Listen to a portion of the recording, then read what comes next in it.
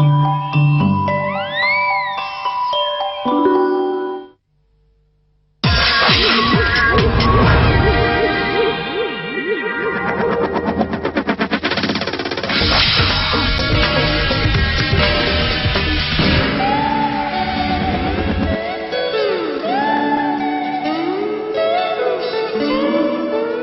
passage à l'an 2000, c'est aux îles Tonga, Jean-Luc vous l'a dit, et à chaque fois, 10 minutes avant le passage à l'an 2000, chaque fuseau horaire, nous ferons un point d'information, et là, l'information, Florence Dupras, c'est d'abord la Russie. Effectivement, Claude, bonjour. On vient d'apprendre la démission de Boris Yeltsin, une démission immédiate, a annoncé le président russe, tout en précisant qu'il ne s'agissait pas de problèmes de santé. C'est son Premier ministre, Vladimir Poutine, qui va assurer l'intérim pendant 3 mois. Philippe Boissry.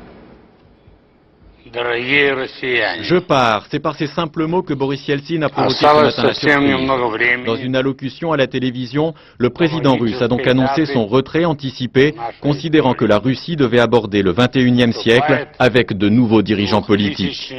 Et ces nouveaux dirigeants, il les a même nommés, puisqu'il a également annoncé que le Premier ministre actuel, Vladimir Poutine, assurerait l'intérim de la présidence jusqu'aux prochaines élections anticipées, fin mars.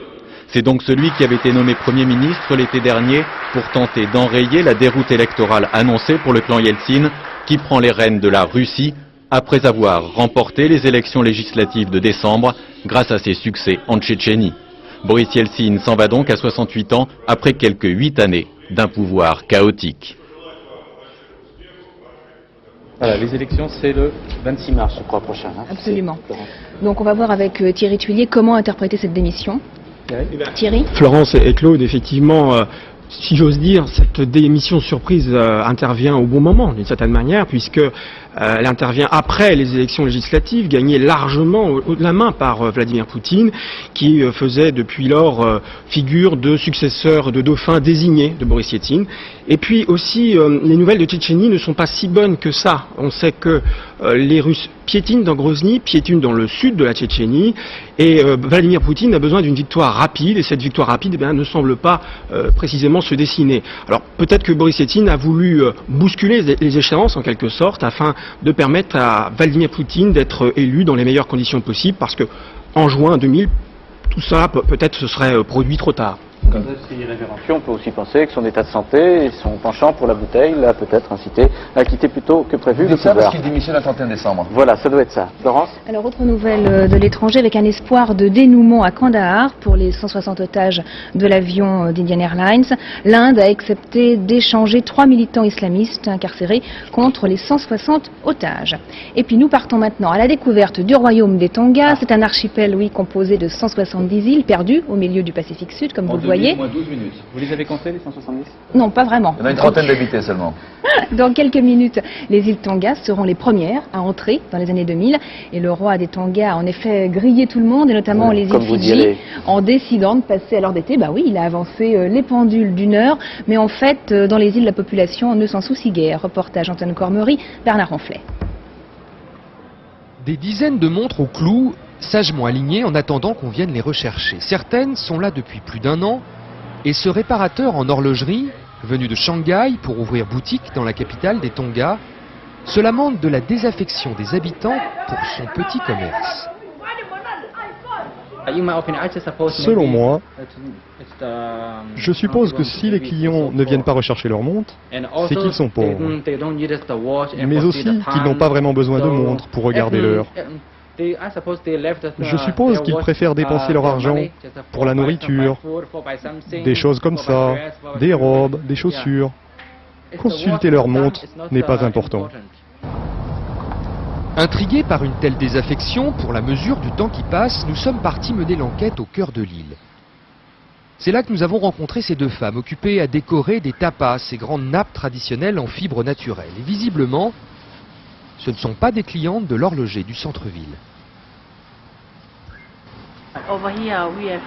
Par ici, on est libre, vous savez. On ne s'occupe pas de l'heure. Quelle que soit l'heure, on peut dormir, se réveiller et puis continuer ce qu'on faisait. Mais l'heure n'est pas assez importante ici au point d'avoir une montre. Une question nous est alors venue à l'esprit. Comment fait-on au Tonga lorsqu'on a un rendez-vous à heure fixe ? Une soirée privée dans un hôtel chic au bord de l'océan. C'est là que nous avons poursuivi nos investigations. Et comme la maîtresse de cérémonie est arrivée en retard, après que certains de ses invités se soient déjà installés, nous lui avons demandé comment elle s'y prenait. Bien, il faut s'excuser, on dit désolé, c'est l'heure des Tonga. Qu'est-ce que ça veut dire? Au Tonga, on prend son temps, vous savez, on est toujours en retard quelque part. Et c'est vrai qu'au Tonga, le temps ne s'écoule pas de la même façon que chez nous. Quelle importance si la partie de basket des filles le dimanche après-midi ne commence pas pile à l'heure prévue. Et les garçons qui improvisent un match de rugby sur la plage n'ont nul besoin d'un chronomètre pour siffler la mi-temps. Pour nous, le temps, souvent, c'est de l'argent, mais l'essentiel ici est ailleurs.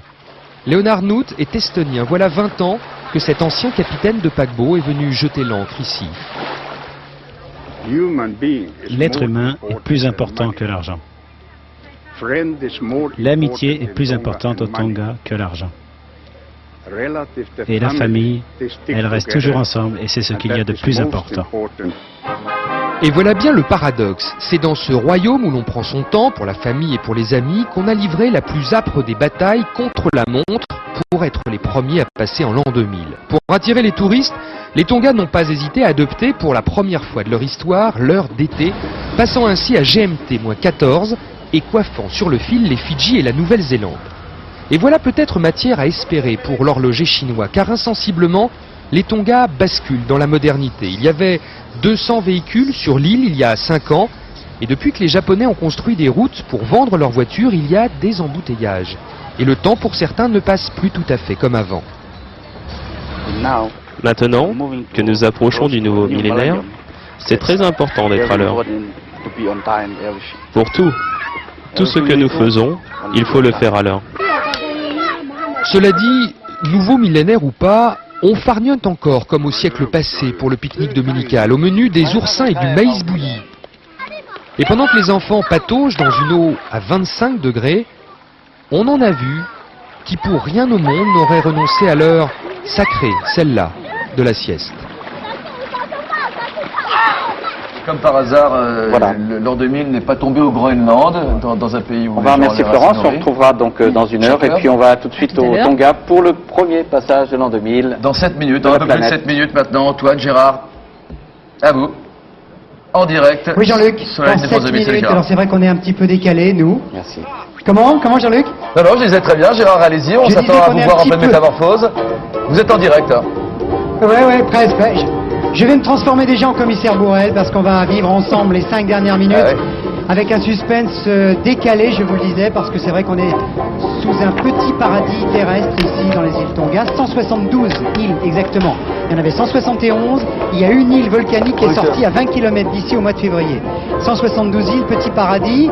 Le dernier royaume des mers du Sud, avec quand même, une absence de suffrage universel, mais on en reparlera un autre jour. On va procéder à l'allumage de feu pour marquer les 5 dernières minutes. Yves Coppens, le feu dans la préhistoire, évidemment très important. Très important parce que c'est la première maîtrise d'une énergie par l'homme, et c'est 500 000 ans. Et la maîtrise qui suit, si j'ose dire, enfin la grande maîtrise qui suit, c'est celle du feu nucléaire il y a 100 ans, et dont on ne dit pas assez tous les bénéfices du point de vue médical en particulier. Dans les 5 minutes qui viennent, on allume des feux de joie. Antoine, vous sur le bateau, vous allez franchir une ligne très importante. Ben oui, vous savez, vous vous souvenez peut-être de Phileas Fogg et du Tour du monde en 80 jours, le roman de Jules Verne. Le héros pensait avoir raté son pari en faisant 81 jours. Et c'est parce qu'il avait oublié la ligne de changement de date. Et cette ligne de changement de date, elle passe juste à côté des îles Tonga. Et de l'autre côté, les îles Samoa, ils sont à la même heure que nous, mais avec un jour de retard. Alors cette ligne, elle passe au milieu de l'océan. Nous, on l'a matérialisée, regardez. Elle est sur le pont de Noé. Et on va demander dans maintenant moins de 5 minutes à nos 2 cosmonautes, Patrick Baudry et Alexei Leonov, de la franchir symboliquement pour être ainsi les premiers à passer en l'an 2000. Alors le compte à rebours, il est vraiment sur le point de commencer. Alors Gérard, on vous retrouve pour l'allumage du premier feu. Ok Antoine, dans 15 secondes, nous serons à 5 minutes de l'an 2000. Florent, tu vas avoir l'honneur d'allumer le premier feu. C'est dans 5 minutes exactement. Florent, c'est à toi, vas-y. On va placer ce geste symbolique sous le signe de l'enfance, sous le signe des enfants et des îles, parce que c'est vrai qu'ici on est dans les îles.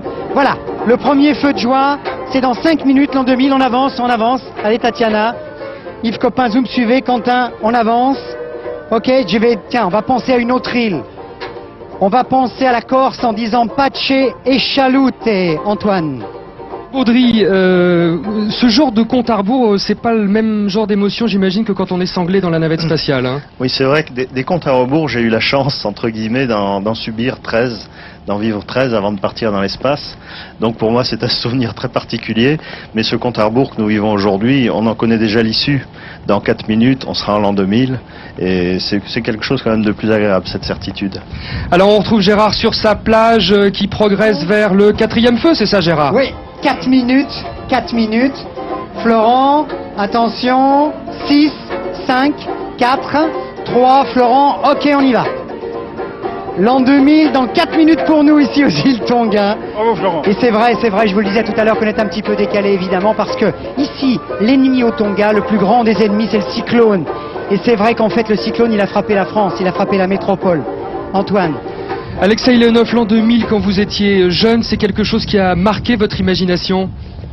Je me rappelle l'année 1945, la Sibérie, un hiver bien neigeux. La guerre termine, mais il est très difficile de vivre. À l'école, c'est l'arbre de Noël. Il a été très petit parce que le local a été très petit. Et sur cet arbre de Noël, il y avait des lettres écrites par les enfants de France, d'Amérique, d'Angleterre. Dans 3 minutes, on allume Florent. Dans 3 minutes, l'an 2000, Alexei. Quand il y aura l'an 2000? Dans 3 minutes, on passe à l'an 2000, ce sera la cérémonie des vœux, ce seront les bisous. Par exemple, dans l'île de la Réunion, de l'autre côté aussi, on se fera des bisous et on vous dira Mi e Mau, Antoine. Je vous aime, c'est gentil. Ça, Patrick Baudry, vous aussi, l'an 2000 a marqué votre imagination quand vous étiez plus jeune? Oui, l'an 2000, pour moi, c'était une date qui était mythique, qui ne serait jamais atteinte. On ne savait pas ce qui se passerait en l'an 2000. Et il est vrai qu'en 50 ans, il s'est passé tellement de choses, c'était difficile à imaginer. Patrick Baudry, merci pour cette réponse. Le compte à rebours continue avec vous, Gérard, sur la plage. L'allumage des feux, on en est où maintenant? 2 minutes, Antoine. Oh là là. C'est dans 2 minutes qu'on continue notre cérémonie des feux de joie. Florent, il reste encore 10 secondes, on attend encore un petit peu. Pas trop vite. Une pensée pour l'Irlande, tiens. L'Irlande qui a retrouvé la paix cette année. 5 secondes. Florent, on y va. Dans 2 minutes pour nous, c'est l'an 2000. C'est une grande première de vivre comme ça en direct du bout du monde. Voilà, on continue. Et ça s'allume. Alexei Leonov, vous avez déjà passé un réveillon dans l'espace? Il y a 6 milliards d'hommes sur la Terre. Et nous sommes aujourd'hui un peu plus d'une centaine. Et nous sommes les premiers à fêter le jour de l'an. Et nous sommes les premiers à nous féliciter à cette occasion. Et à s'adresser à tout l'équipage de notre Terre avec les meilleurs vœux de santé, bonheur et de compréhension mutuelle. Allez Gérard, on vous retrouve. 60 secondes, Antoine. Dans 60 secondes, ici, dans les îles Tonga, on parle de l'an 2000. Florent en avant. Allez, 6 secondes pour la dernière minute de l'année 1999. On ne va pas entamer la grande polémique du 3e millénaire. On n'est pas là pour ça ce soir, simplement. Il y aura un bond en avant, c'est vrai, dans l'an 2000, Antoine. Patrick Baudry, alors Alexei n'a pas vraiment répondu à la question, mais vous avez déjà passé un réveillon dans l'espace? Pas un réveillon, mais un soir de Noël que j'ai passé, enfin une nuit dans le soir de Noël que j'ai passé dans un simulateur à voyager dans l'espace, non pas par l'imagination, mais par la technique. Voilà. Alors, cette fois-ci on y est, Gérard, hein. Franchement, là on approche, vous en êtes tout de votre dernier feu? C'est le dernier, on y arrive. Il me reste 30 secondes. Nos amis Tonga ici font la fête. D'ailleurs, ce soir, il y aura le premier coup de golf, ici, le premier coup de golf au monde. Ça va jouer à 15 km d'ici. Il y aura le premier coup de cricket.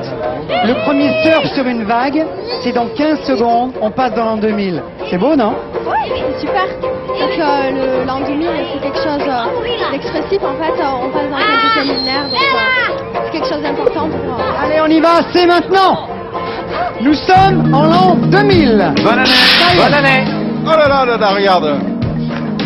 Bonne année à tous. Voilà, c'est parti, c'est le premier. Bonne année. Bonne année. Bonne année, Quentin. Vous êtes en direct aux îles Tonga. Avec Miss Tonga, Gérard Rolls, tous les enfants qui sont sur le bateau Noé. Et Léonov et Baudry qui vont franchir pour la première fois la ligne de l'an 2000 sur le bateau Noé. Allez, bah écoutez, nous, très symboliquement, je vous le disais, on va demander à nos deux cosmonautes de franchir la ligne qui nous sépare de 99 de l'an 2000. Patrick Baudry, Alexei Léonov, allez-y.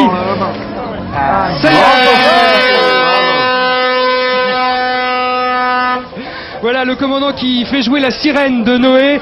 Bonne année à vous, il n'y a pas de raison que vous soyez les seuls dans l'an 2000. Je vous y rejoins. Bonne année à tous. Bonne année à vous tous. Bonne année. Tous mes vœux. Alexei Léonov, quels sont vos vœux pour l'an 2000? Какие поздравляешь для 2000 всех? Дорогие соотечественники, chers compatriotes, citoyens de notre grande planète Terre, le nouveau siècle a commencé. On voudrait bien qu'on laisse tous les mots derrière. Et tout ce qui est de meilleur, ce que nos parents, l'histoire nous ont donné, passe au nouveau millénaire. Et vous, Patrick Baudry, vos vœux pour l'an 2000? Simplement, on termine un millénaire qui nous a fait passer du Moyen-Âge à la modernité, ce qu'on appelle la modernité. On entame un autre millénaire et bien sûr il est impossible de savoir ce que nous y trouverons. On y trouvera en grande partie ce qu'on y fera. Et je crois que ce millénaire qui s'ouvre, on devrait le marquer par davantage d'imagination et oser, parce qu'on termine sur une note un peu morose qui est toujours, il faut faire attention, il faut que ça soit rentable, il faut l'étude, etc. Je crois qu'il faut davantage suivre ses rêves et ses passions et oser tout simplement, et c'est comme ça qu'on construit de belles choses. Et vous êtes plutôt optimiste? Je suis très optimiste, il n'y a qu'à voir les gamins qui nous entourent. On est sur Noé ici, qui est un navire qui doit faire le tour de la Terre, l'étudier, et qui accueillera un grand nombre de gamins. Je crois qu'il faut être optimiste, ce sont eux qui ouvriront ce siècle et ce millénaire, il faut leur faire confiance. Et vous, Alexei Léonov, vous êtes optimiste? I am optimist. Je suis optimiste. Vous avez confiance en l'avenir? J'ai confiance. Je crois que le nouveau millénaire, nouveau siècle, pour commencer, sera meilleur que le précédent. Parce que nous avons appris beaucoup. L'essentiel, c'est que nous avons appris à être patients. Nous avons appris à nous comprendre. Nous avons appris à voir les uns dans les autres un homme bienveillant, un homme qui peut aider toujours. Et moi, il y a 45 ans, je ne m'imaginais pas que je serais là en l'an 2000. Avec le représentant brillant de la France, un pilote, cosmonaute, astronaute, non pas sous l'arbre de Noël, mais sous le feu d'un navire, très bon navire, et loin de nos terres respectives, et que nous avons la possibilité de féliciter les premiers, les gens du monde entier. Eh bien merci, puis c'est une très belle image de ces deux hommes qui se connaissent, qui s'estiment et vous voyez, qui se tiennent par l'épaule. Merci à vous deux pour ces vœux pour l'an 2000. Et puis Gérard, nous aussi on vous souhaite une bonne année 2000. C'est gentil, elle va être pleine de sport. On va avoir un calendrier absolument exceptionnel. Exceptionnel, avec le Dakar dans quelques jours. Les Jeux Olympiques de Sydney, c'est juste à côté, c'est à 3000 km. Oui, une porte à... Oui, en bien septembre, hein. Et une petite pensée pour Antoine et Julien, tiens, mes deux fistons qui sont de l'autre côté de la Terre, qui font du ski en ce moment. Alors, c'est vrai que nous, on est à minuit 4 maintenant. C'est vrai que les Chinois, eux, entrent dans l'année 4698, que les bouddhistes en sont à 2544, que les Coptes en sont à 1716, mais c'est vrai que pour nous c'est un chiffre rond, Yves Coppens, et que c'est vrai que ça compte, même si c'est pas encore le 3e millénaire après la polémique que les mathématiciens ont entretenue pendant toute l'année. Oui. Ça compte quand même. Ah ben oui, ça compte bien sûr. Ça compte par exemple par rapport au début du néolithique, c'est-à-dire aux 12 000 années de l'économie de production, qui est encore notre économie actuelle. Depuis 12 000 ans, nous élevons du bétail et nous cultivons des graines. Et ceci est une économie récente, puisque celle qui a précédé a duré 3 millions d'années, et ça a été une économie de prédation, c'est-à-dire qu'on chassait et qu'on ramassait des fruits, et c'est absolument tout. Vous vivez vraiment dans une autre échelle du temps, Yves Coppens. Ben vous parlez de millions, de milliards d'années. Mon métier est ainsi, mais vous savez, les astronomes parlent en années-lumière, et c'est encore pire, si j'ose dire. Oui. Oui, là, vous tenez une sorte de scalp. Il se trouve que je travaille en ce moment en Sibérie, avec d'ailleurs un excellent ami qui s'appelle Bernard Bouygues, et qui dirige une opération de chasse aux mammouths.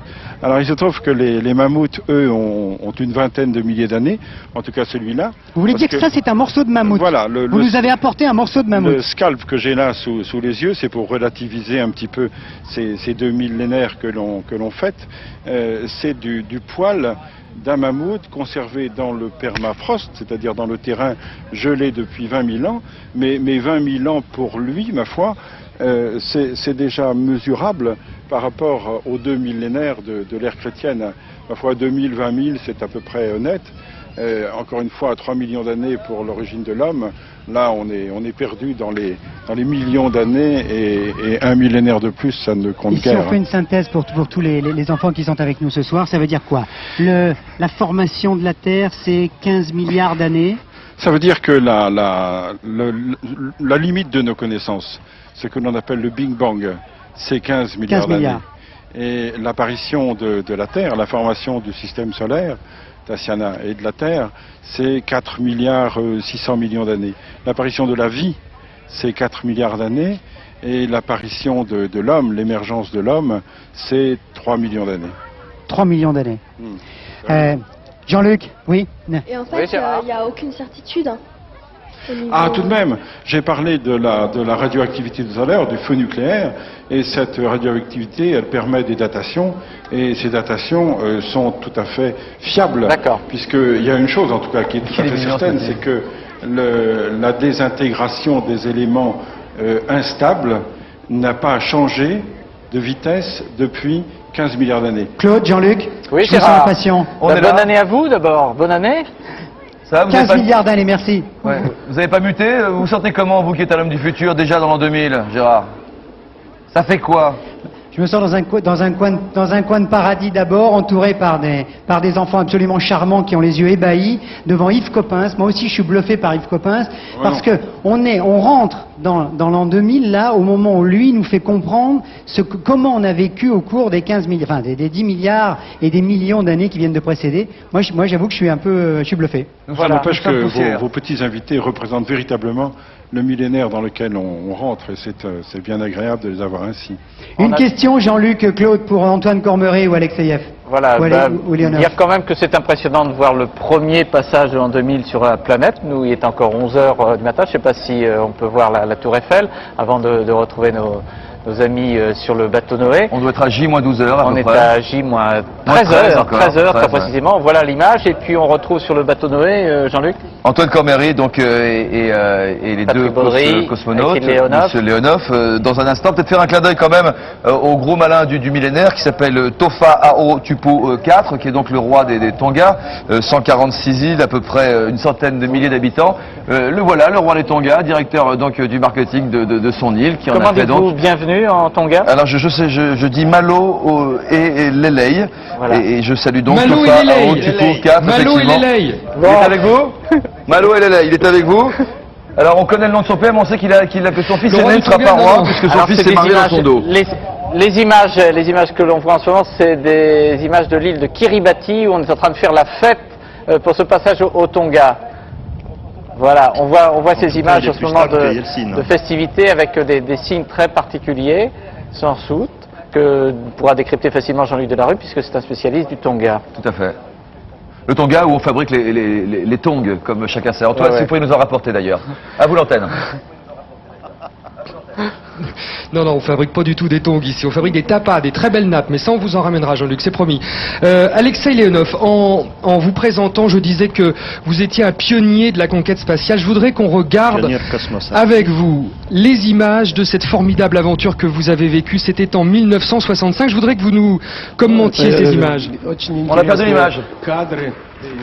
On a perdu les Tonga, nous sommes toujours avec le roi, heureusement.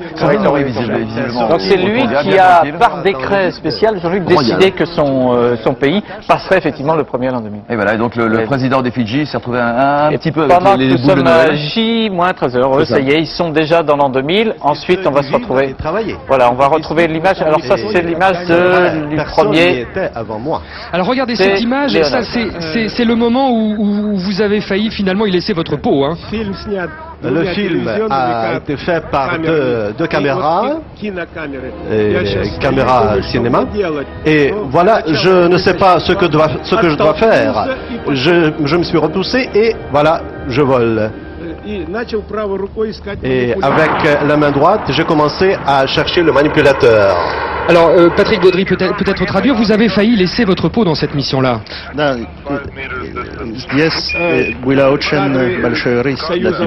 Les images Soyuz Apollo. Vous voyez Stafford qui ouvre la trappe. Et là, je dois m'apparaître et lui dire « Bonjour Tom, c'était un vol très important. Si on se rappelle, c'était la guerre froide. Et avec ce vol, nous avons détruit l'antagonisme entre l'Union soviétique et les États-Unis. Et c'est de là qu'a commencé la coopération. » Oui, c'est aussi la preuve que l'épopée spatiale a une vocation parfois pas seulement scientifique, mais aussi politique et symbolique. Patrick Baudry, si vous voulez traduire. C'est vrai. Quand on m'a posé la question, que pouviez-vous peindre comme le symbole de notre vol? Alors, j'ai eu entre mes mains le drapeau soviétique, Tom avait le drapeau américain. Et j'ai pris les deux drapeaux et je les ai unis ensemble. Réunis ensemble, et c'était le symbole des nouveaux temps. Alexei Leonov, vous pensez qu'aujourd'hui encore, la conquête spatiale est porteuse d'avenir? Сегодня ты думаешь, что космос это еще для будущего что-то важно? Je suis optimiste et je suis sûr que le programme qui a été mis dans le millénaire qui vient de terminer, dans le siècle, qui vient de terminer, va continuer et va s'améliorer. Au bout de 2 ans, la nouvelle station internationale Alpha va être mise en service. C'est une nouvelle station avec la nouvelle configuration, à peu près 400 tonnes de poids, où participent tous, la France, la Russie, le Japon, les États-Unis. C'est ce à quoi a rêvé à l'époque un savant fantaste. Dont le nom vous échappe. Bon, dites-moi. Non, un autre. Dites-moi d'un mot, Alexei. Faisons peut-être rêver les gens qui nous regardent. Est-ce que, après l'an 2000, dans quelques années, on pourra faire du tourisme dans l'espace? После этого года можно для будущего путешествовать для туризма. Vous ne m'avez pas donné la possibilité de terminer. J'ai commencé à parler d'Arthur Clarke. Chez Arthur Clarke, il y a une nouvelle, une station très intéressante où des journalistes arrivent et y travaillent. Je pense que nous allons être témoins lorsque les contraintes pour y aller seront plus douces et les journalistes en tout cas y seront et télécommentateurs. Ah bah écoutez, alors je prends mon ticket, ça m'intéresse. Alexei est sans doute trop modeste, mais quand on on a vu les images tout à l'heure de cette mission en 65. On a vu les images de votre combinaison. Patrick Baudry, si vous pouvez nous servir d'interprète. Les images de cette combinaison. Vous avez failli laisser votre peau, Alexei.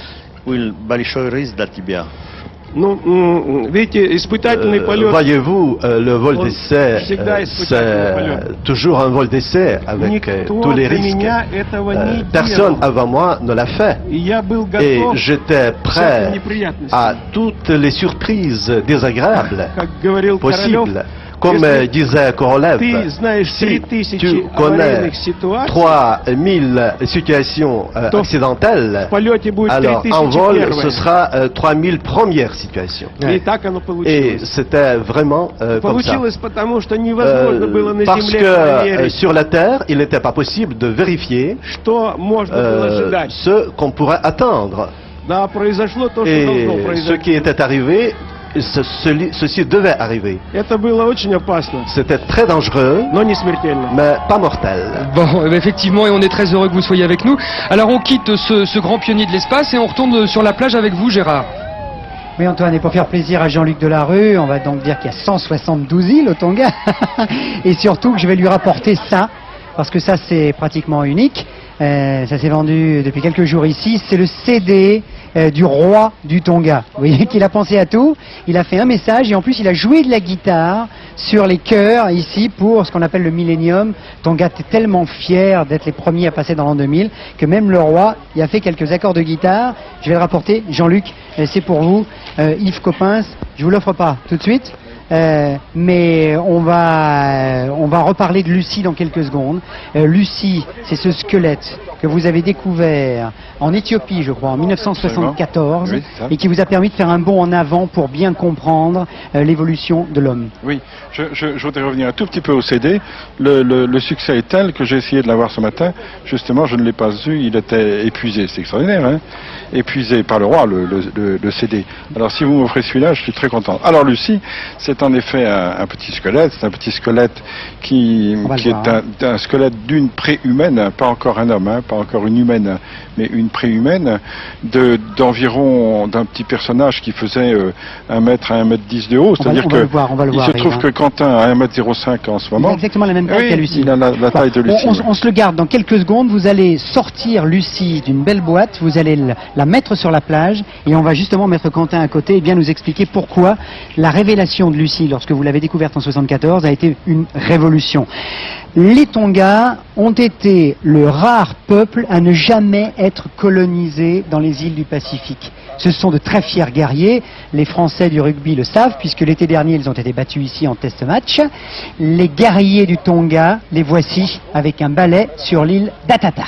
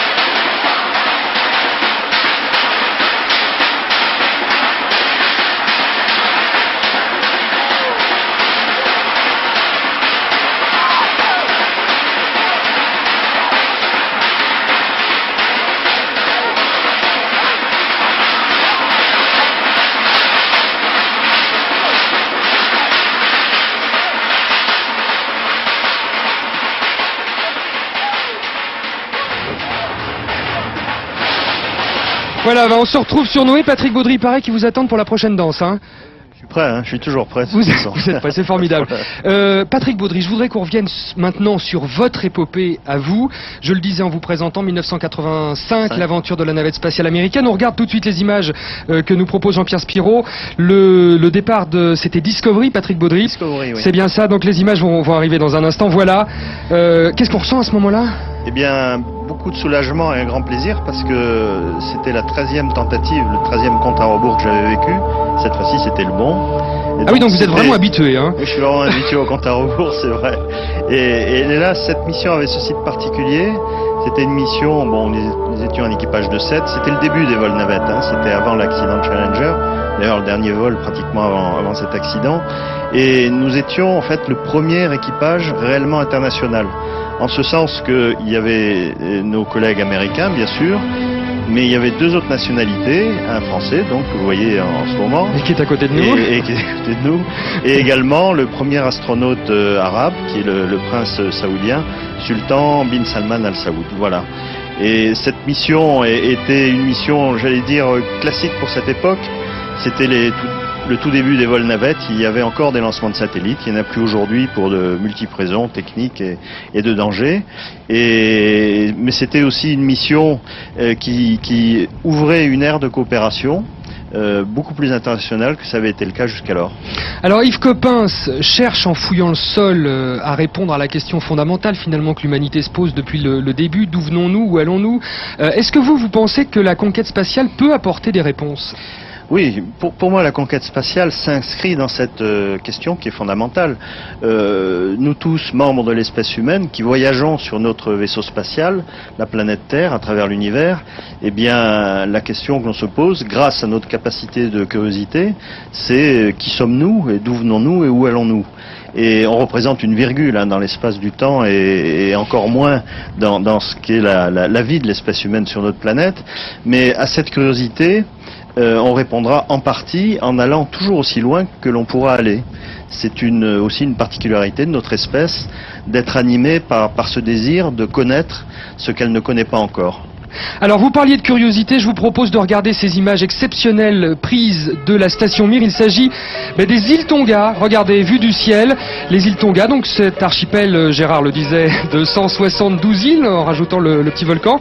Ces îles sont absolument magnifiques, Alexei Leonov, c'est un privilège de voir ces images. Alexei это большой privilège показать эти образы из космоса. Aujourd'hui, à bord de la station Mir, il y a des appareils d'optique très perfectionnés qui permettent de voir sur la Terre des détails, moindres détails. Mais malheureusement, pour l'instant, il n'y a pas d'équipage à bord. Mais bientôt, il y en aura un. Bien, d'accord.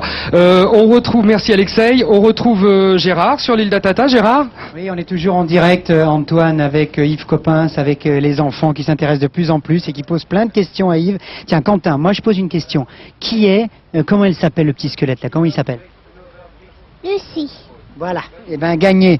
Et c'est pour Quentin, c'est pour son fils qu'Yves Coppens a écrit Le genou de Lucie aux éditions d'Île Jacob, parce que vous vouliez lui expliquer, et nous expliquer surtout à nous aussi, l'importance de cette grand-mère squelettique que vous avez donc trouvée en 74. Pourquoi c'était important ce squelette en 74? Oui, bien parce que l'étude du squelette nous a montré en fait que cette personne qui, encore une fois, n'était pas humaine, mais était préhumaine, eh bien, ressemblait un petit peu aux gens d'avant, c'est-à-dire aux primates, c'est-à-dire aux grands singes, en ce sens qu'elle continuait à grimper, et puis qu'elle ressemblait un petit peu aux gens d'après, c'est-à-dire à ses descendants, c'est-à-dire à nous, c'est-à-dire qu'elle marchait. Donc elle marchait et elle grimpait à la fois, et c'est une démonstration, s'il en était besoin, de l'évolution qui n'est plus du tout une hypothèse, contrairement à ce que certains écrivent encore, mais qui est une donnée, c'est une donnée.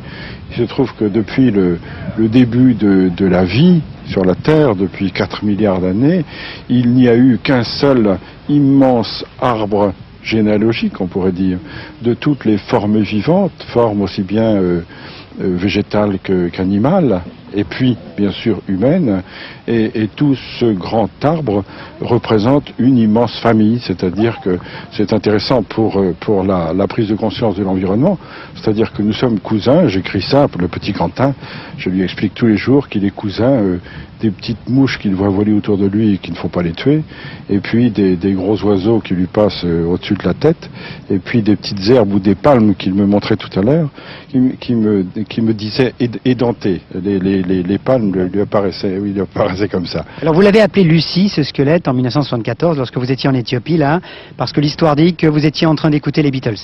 Oui, en train d'écouter, non, mais lorsqu'on rentrait le soir au camp, on avait quelques cassettes et puis la radio qui donnait surtout les radios locales. Hein. En 74, on n'était pas très bien équipés. Et puis, parmi ces cassettes, on avait en effet une cassette des Beatles. Alors, lorsque petit à petit, on a compris que l'on avait le squelette d'un seul personnage, que ce personnage était féminin, au lieu de l'appeler localité 288, on l'a appelé Lucie de manière plus sympathique et familière. Et c'est devenu la Lucie du monde entier, si je puis dire. On revoit les images de l'époque, là, de 74. Vous vous êtes rendu compte très vite de l'importance de cette découverte? On s'est rendu compte très vite du fait que c'était une forme préhumaine ancienne, qu'elle était de l'ordre de 3 millions d'années. Depuis, on a précisé, c'est 3 millions 2. On s'est rendu compte assez vite que c'était des éléments d'un seul individu, d'un seul personnage. Et puis, lorsqu'on a trouvé le bassin, alors le voilà, on s'est rendu compte que c'était un sujet féminin. Alors regardez cet ensemble, il est absolument superbe. C'est à la fois le sacrum, le bassin et le fémur, c'est-à-dire que c'est la hanche de Lucie. Vous voyez, je vous montre pas n'importe quoi pour un 1er janvier. Et Lucie, pour le changement de millénium, aurait dansé comme ça si elle avait été vivante parmi nous aujourd'hui. Et qui sait, peut-être nous apparaîtra-t-elle dans la nuit. Question, est-ce qu'il y a des questions? Alors, quand vous cherchez quelque chose, pour découvrir quelque chose, est-ce que vous savez déjà qu'est-ce que vous allez trouver, enfin, qu'est-ce que vous voulez trouver, ou vous y allez à l'aveuglette? Tatiana. Oui, le moins possible à l'aveuglette. C'est-à-dire que, dans la mesure du possible, on fait une étude géologique préalable pour réduire au maximum le hasard. Autrement dit, on va sur des données déjà importantes et une fois l'ensemble des données épuisées, bien sûr, il reste la chance. On trouve ou on ne trouve pas. Mais lorsque l'on est parti, par exemple, dans cette région de l'Éthiopie, on savait que les terrains avaient entre 2 et 3 millions d'années. En fait, ils avaient entre 2 et un peu plus de 3 millions d'années.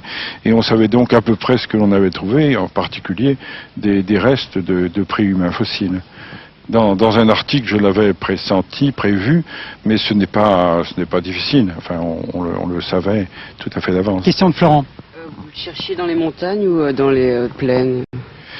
On cherche, oui, c'est une question intéressante, je crois, pour le public aussi. On cherche, tu t'assois, petit Quentin.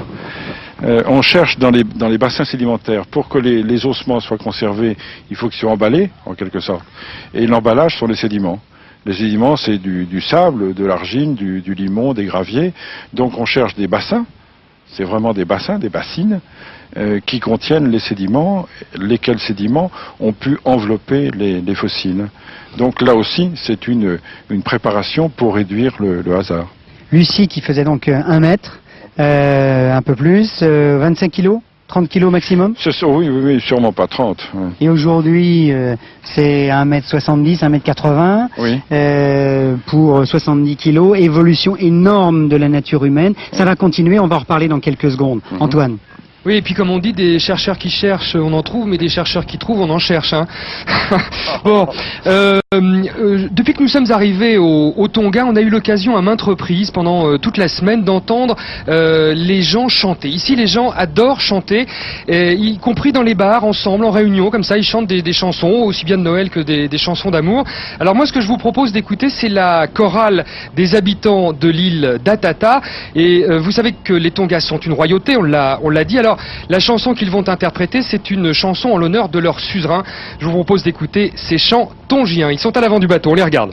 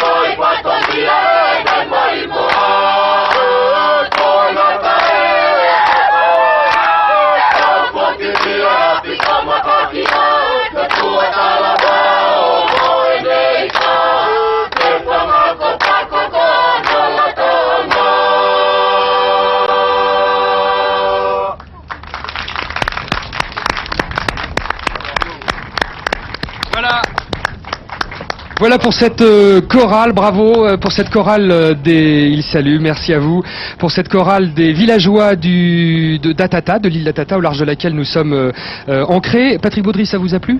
Beaucoup, oui. Mais les Tongais sont des gens merveilleux. Ouais. Et alors je me prononcerai pas sur l'aspect musical. D'accord. Alexei Leonov, est-ce que ça vous a rendu philosophe d'aller là-haut? Je me rappelle toujours les mots d'un jeune homme, Yuri Gagarin. Ah, oui. Lui, il était le premier à regarder notre terre et y réfléchir. Les mots remarquables. Après avoir fait le tour de la Terre à bord de Vostok, j'ai vu combien est belle notre planète Terre. Les gens, hommes, à nous d'enrichir la beauté de la Terre et non pas la détruire. C'est la compréhension globale de l'écologie, du problème, non seulement d'un seul pays, mais du globe terrestre. Chez les cosmonautes et chez les astronautes, ou chez les astronautes et les cosmonautes, ils ont changé de la vision de l'espace et du temps. La Terre pour nous, c'est des dimensions concrètes. Et le temps, nous apprécions un peu autrement. En très bref instant, nous pouvons faire beaucoup et beaucoup franchir. Et en 12 minutes, j'ai fait une distance de la mer Noire jusqu'au fleuve d'Yenisei. Et je comprenais ce que je faisais. Ouais. Et puis là-haut, quand on est là-haut, on ne voit pas les frontières. Hein. Patrick Baudry, ça vous a changé aussi cette aventure dans l'espace? Oui, bien sûr. Quand nous sommes là-haut et qu'on regarde cette Terre qui est si belle et en même temps complètement isolée dans le noir de l'univers, c'est un privilège très grand. Je veux dire, on ne comprend pas beaucoup de choses, mais enfin, on respecte beaucoup d'autres choses. Et j'aime toujours citer les paroles d'un de mes collègues, le premier astronaute syrien, Mohamed Faris, qui disait sur Terre, les frontières sont des cicatrices, et de l'espace, on ne distingue plus les cicatrices. Voilà, absolument, absolument. Gérard, on va maintenant nous quitter Noé, merci à vous. On va se retrouver, on va prendre un petit dinghy pour aller sur l'île d'Atata. Gérard, on va vous rejoindre sur l'île, c'est à vous tout de suite. On est en direct, on continue. Nous avons passé l'an 2000 depuis maintenant 36 minutes et on est toujours sur la plage de l'autre côté du monde, donc au nord de la Nouvelle-Zélande, au sud des Samoa, à l'est des Fidji et comme je le disais tout à l'heure à 3000 km de l'Australie avec Coco le fossile, puisque c'est comme ça qu'on vous appelait je crois au lycée, Yves Coppens, l'un des plus grands scientifiques spécialistes de paléontologie qui est avec nous, qui a fait le voyage avec nous pour parler de l'histoire de la Terre et de l'histoire de l'homme d'une certaine façon. Alors, tout à l'heure, Yves Coppens, je vous disais, parlons de l'évolution, parce que c'est vrai que c'est vraiment étonnant de voir Lucie 1 mètre, et de nous voir aujourd'hui, même si moi je suis resté petit, mais dans 10 millions d'années, vous avez prévu, dans le magazine 20 ans il y a quelque temps, que les humains feront 2 mètres ou 2 mètres 50. Oui, alors c'est facile hein, de raconter des histoires de ce genre. Quentin, s'il te plaît. Quentin, papa parle. Papa parle. D'abord, ce qu'il faut dire, c'est que l'homme, depuis qu'il a fabriqué des outils, par sa connaissance, s'est donné les moyens d'une évolution culturelle qui petit à petit remplace un petit peu l'évolution naturelle. Autrement dit, notre évolution naturelle, elle est un petit peu ralentie, elle est un petit peu arrêtée pour beaucoup d'auteurs d'ailleurs, et tout ceci parce que la connaissance s'est développée. D'autre part, l'évolution est événementielle, c'est-à-dire que c'est l'événement qui va créer une réaction, qui va créer une adaptation, qui va créer une évolution. S'il n'y a pas d'événement, il n'y a pas d'évolution, ou en tout cas pas d'évolution magistrale importante. Donc abrité derrière ces deux éléments-là, moi je suis tranquille lorsque vous me posez une question pareille sur l'évolution Là c'est vraiment ce qu'on appelait la foldologie, l'imagination qui prend le pouvoir. C'est ça. Et là vous dites, oui. Le Soleil va s'arrêter dans 5 milliards d'années, pourquoi pas déplacer la Terre? Oui. C'est ça que vous dites? Oui, alors je dis en effet que malgré tout, il est bien évident que comme dans les 10 millions d'années, et à plus forte raison le milliard d'années qui a précédé, il s'est passé beaucoup de choses, dans le milliard d'années qui va venir, il va se passer d'autres choses. En ce qui concerne l'homme, puisqu'on y était, on peut imaginer que comme son évolution jusqu'ici s'est faite, son succès en tout cas, s'est fait par le développement extraordinaire de sa boîte crânienne et de son cerveau, c'est de ce côté-là qu'il va continuer à évoluer. Mais en ce qui concerne... Un exemple. Par rapport à Lucie, oui. Le cerveau a triplé. Le cerveau était de 400 cm3, aujourd'hui on a plus de 1000 cm3 en 3 millions d'années, il a triplé le cerveau. En 3 millions d'années. Donc on peut imaginer qu'il va encore tripler, qu'il peut encore tripler. C'est l'organe qui incontestablement dans notre famille a été celui qui a évolué le plus vite, qui s'est développé quantitativement en tout cas le plus vite. Natalia, tu avais une question à poser. Comment Yves peut savoir de quelle date datent les squelettes et les os qu'il trouve? Oui, tu as raison, bien sûr. Dans les régions dans lesquelles j'ai travaillé, là, en Afrique orientale, il y a eu du volcanisme. Et le volcanisme, au moment de l'éruption d'un volcan, il y a production de certains produits radioactifs, production d'éléments radioactifs. Et ces éléments radioactifs, par définition, sont instables, c'est-à-dire qu'ils vont se transformer en d'autres éléments radioactifs. Et on connaît la vitesse de transformation. Donc, à l'époque où moi j'arrive, je ramasse des petits cristaux, je mesure les quantités d'éléments natifs et d'éléments de transformation qu'ils contiennent, et j'ai une datation qui, pour Lucie, de 3 millions d'années, par exemple, est à 50 000 ans près. 50 000 ans près. Voilà encore quelque chose de relatif par rapport au troisième millénaire. Alors qu'on est seulement depuis 40 minutes maintenant dans l'an 2000. Nathalia. Donc en fait... Tatiana. Voilà, donc selon vous, puisque le cerveau va tripler, pourquoi il triplerait, puisque en fait les machines elles vont de plus en plus, il y aura de plus en plus d'informatique, donc en fait le cerveau n'aura pas besoin de plus réfléchir. Donc, Oui, il est vrai que l'homme, par sa connaissance dont on a parlé tout à l'heure, fabrique des choses de plus en plus extraordinaires, donc permet de partir de plus en plus loin dans l'information. Mais ceci dit, le cerveau, s'il ne travaille pas comme il travaillait avant l'informatique, va travailler maintenant avec l'informatique comme base, et pour aller encore beaucoup plus loin. Mais il va partir d'un autre socle. Autrement dit, c'est pas parce qu'on a une calculette qu'on calcule mal, c'est pas parce qu'on a l'informatique qu'on ne va plus penser, mais on va penser encore beaucoup plus loin parce que tous les exercices, tous les travaux, tous les calculs de base seront réalisés mieux et plus vite. Alors ce que vous disiez dans cet avenir un peu fiction, c'est que les sourcils allaient disparaître parce que ça sert plus à rien pour protéger du soleil et pour arrêter la sueur, que les poils en général vont disparaître sur le corps, que les seins vont disparaître pour les femmes aussi parce que l'allaitement n'est plus aussi nécessaire. Oui, je me suis peut-être un peu avancé, oui. Un petit peu, puis ça serait bête pour tout le monde, hein. Oui, mais enfin, je peux pas avoir d'opinion de valeur là-dessus, hein, bien sûr. Enfin, là-dessus, c'est une façon de parler, naturellement, encore une fois. Et vous disiez aussi quoi? Vous disiez que, on marcherait plus en se balançant les bras comme ça. Que ça servait plus à rien, justement, ça venait de Lucie, peut-être. Oui, c'est-à-dire qu'on a encore aujourd'hui un certain nombre d'éléments dans notre corps et dans nos comportements qui sont des traces et des signes, d'ailleurs, de notre origine animale et de notre origine préhumaine, voire primate très antérieure, ça c'est certain. Donc ces éléments-là vont petit à petit disparaître au profit d'éléments plus modernes et plus élaborés. Alors pour notre spécialiste des tongans, pour Jean-Luc Delarue maintenant, retour des fameux ballets qui portent le joli nom de Setu, Oe, Vao, Longo, Longo. Ils sont là, ils sont avec nous. Ils viennent, et c'est la vérité vraie, il y a exactement 15 minutes, de participer à la messe de l'autre côté là-bas, mais on y reviendra tout à l'heure avec Antoine Cormery. Ils viennent de participer à la messe et ils viennent de nous rejoindre sur la plage Longo, Longo.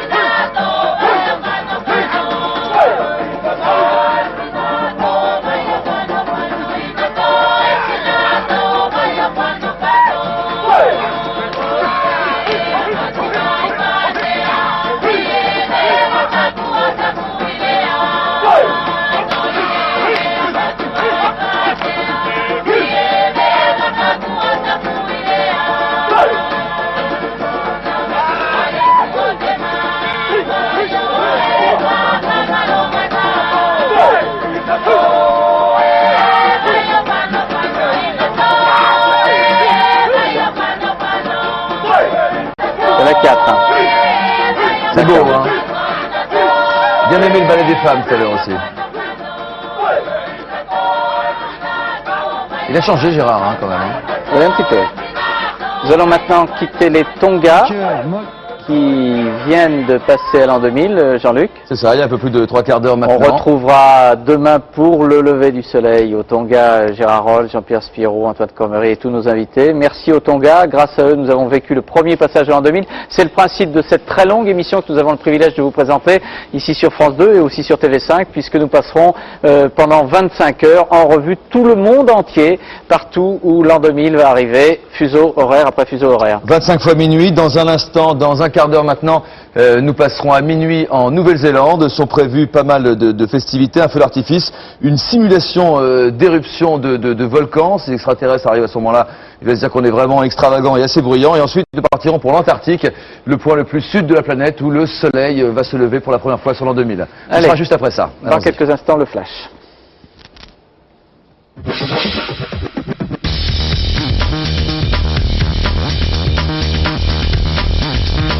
Et j'ai invité celle qui a donné sa vie aux autres, Sœur Emmanuelle. En 2000, J+2. Pour son premier Vivement Dimanche de l'année, Michel Drucker reçoit Sœur Emmanuelle. À 91 ans, la petite sœur des pauvres retrouve sur le plateau, entre autres, Céline Dion, Jim Manson, Nana Mouskouri, Philippe Gildas, C. Jérôme, Chantal Goya et l'Abbé Pierre. La vie est belle, la vie est bonne, regardons-nous, aimons-nous. Ah, faire danser les gens, les rendre plus heureux, mais c'est merveilleux. Vivement dimanche et vivement dimanche prochain avec Michel Drucker et Sœur Emmanuelle, dimanche sur France 2.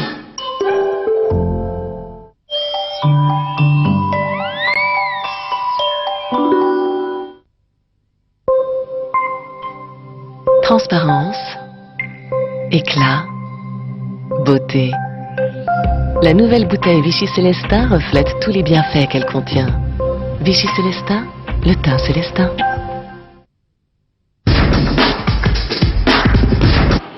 Parce qu'il contient du bicarbonate, Tony Gomme Blancheur préserve la blancheur de vos dents.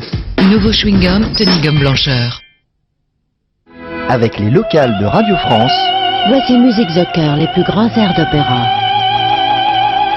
Pour vous, j'ai sélectionné 36 chefs-d'œuvre interprétés par les plus grands. Avec l'album Musique Zucker, les plus grands airs d'opéra, retrouvez une pure émotion.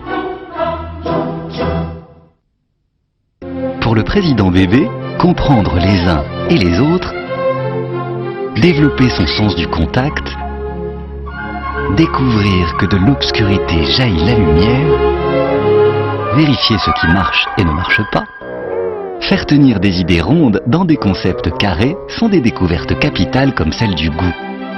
Alors, Nestlé a inventé Petit Duo, qui sépare le légume et la viande pour lui permettre d'apprécier chaque saveur et d'éveiller son goût. Chez Nestlé, le président c'est bébé. À quoi sert de tant voyager quand on a la France à ses pieds? Vous comptez rester? Oh maman, regarde la maison. Savoyarde, tout en pente douce pour la neige. Tu vois ma chérie, ça c'est la provençale, Chileronde, la maillot d'ocre et de rose. La normande avec son toit de chaume, la rétaine et ses volets verts, l'alsacienne. Ah, oh, mais c'est chez nous ça. Belle maison des villages de France, une collection de maisons miniatures pâte à la main. Cette semaine, le numéro 1, le mât provençal, le fascicule, 10 francs seulement. 10 francs, ça me cloue le bec. Une création des éditions Atlas. Nouveau Tony Gomme Blancheur, nouvel étui fraîcheur. Tony Gomme Blancheur préserve la blancheur de vos dents. Les sauces Goûter le monde Amora, elles donnent envie de parler de voyage. Oh, l'Inde. Tu sais, j'ai fait le tour du monde. J'ai été partout, même en Inde. Le curry, le Gange, le Taj Mahal, le Kama Sutra. Le quoi? C'est un livre de recettes. Et la Chine? Est-ce que je t'ai parlé de la Chine? Sauce Goûter le monde Amora, par amour du goût. Une opération méga comme ça, c'est du jamais vu. Centube Italie, Centube Fête, Centube Classique. Les mégas, c'est toujours 4 CD. Centube à un prix exceptionnel. Passez l'hiver au chaud sur tous les tempos. Opération méga. Qui va vous faire un bon gâteau aux pommes aujourd'hui? Maman Gâteau Alza. Je verse ma pâte liquide toute prête, des quartiers de pommes, et voilà, un délicieux gâteau aux pommes. C'est tous les jours la fête avec Maman Gâteau Alza.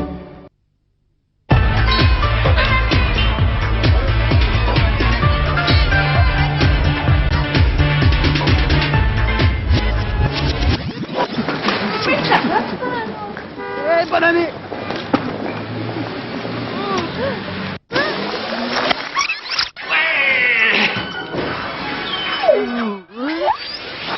Le 35, le 43... Avec la Française des Jeux, vous n'attendrez pas minuit pour faire la fête. 3 chances de bien commencer l'an 2000. Dès maintenant au grattage, le 31 décembre au tirage et 100 millions de francs au Super Loto. Avec le beurre tartine président, facile à tartiner dès la sortie du réfrigérateur, le petit déjeuner devient un jeu d'enfant. Beurre tartine président. Quand on aime la vie, on aime président.